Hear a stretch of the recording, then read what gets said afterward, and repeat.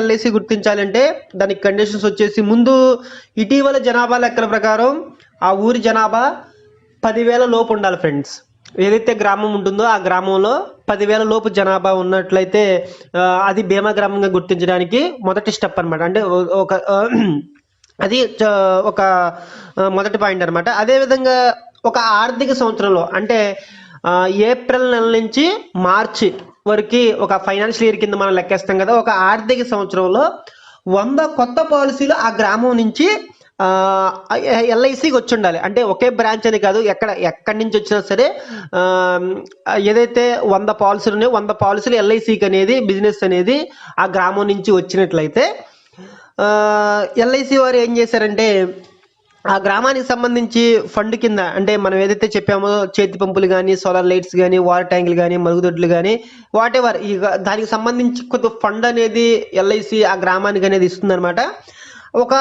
ఆ గ్రామం నుంచి కనుక 100 కొత్త పాలసీలు కనుక వచ్చినట్లయితే మనకి 25,000 రూపాయలు ఆ గ్రామానికి ఇవ్వడం జరుగుతుంది. అదే 150 పాలసీలు కనుక వచ్చినట్లయితే ఆ గ్రామం నుంచి 37,500 ఇస్తారు.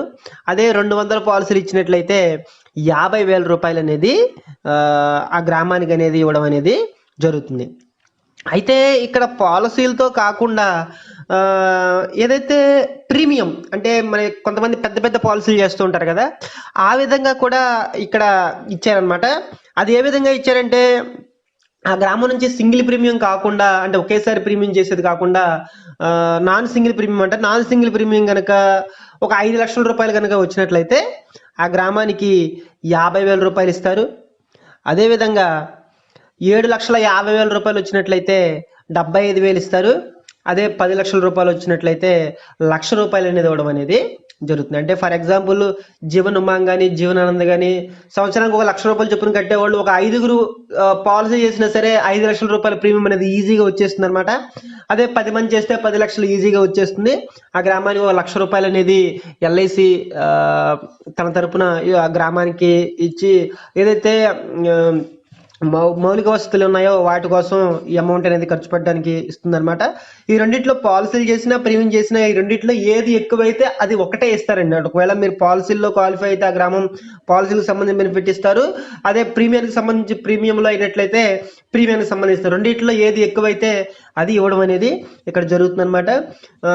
ఎల్ఐసి ఇటువంటి కాన్సెప్ట్లో గ్రామాలను అభివృద్ధి చేయాలనే ఉద్దేశంతో ఇటువంటి ఎంకరేజ్మెంట్ కోసం ప్రతి సంవత్సరం ఇస్తారు. అంటే ఒకవేళ ఈ సంవత్సరం మీరు ఈ బీమా గ్రామం కింద క్వాలిఫై అయితే మరలా వచ్చే సంవత్సరం మరలా వచ్చినట్లయితే మరలా ఇస్తారనమాట. అలా ఎన్నిసార్లు వచ్చినా సరే అలా ఇవ్వడానికి అవకాశం అనేది ఉందన్నమాట.